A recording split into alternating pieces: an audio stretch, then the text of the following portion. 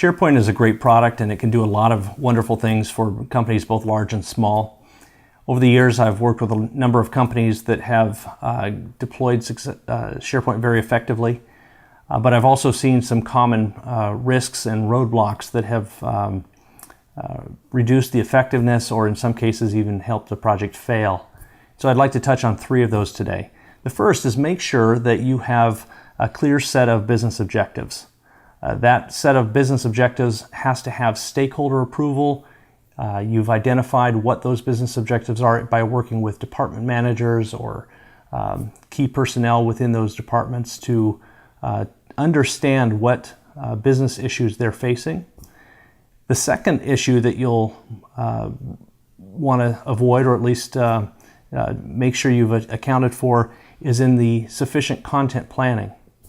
More often than not, I run across deployments where SharePoint was simply turned on, a document library was created, and content was copied from a file share and put right into a library. And the expected result was never met. There's no way in that scenario to meet most business objectives that are defined early in a project, a SharePoint deployment project. So take the time to identify what content you're going to be managing, what you're expecting to achieve with the improved content management capabilities of SharePoint.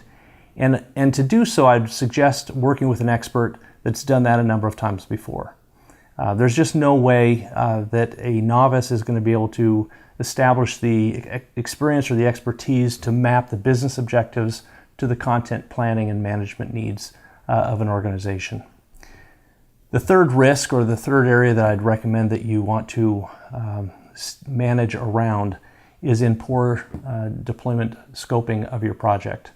The initial release of a project, probably a short release cycle, somewhere around 6 weeks, should be effective in managing both the systems engineering aspect of your deployment, the servers and the hardware and the licensing, as well as the business content management and the user training. All 3 aspects must be managed, and they all must be mapped back to those original business objectives that you've identified in the early stages of your deployment planning.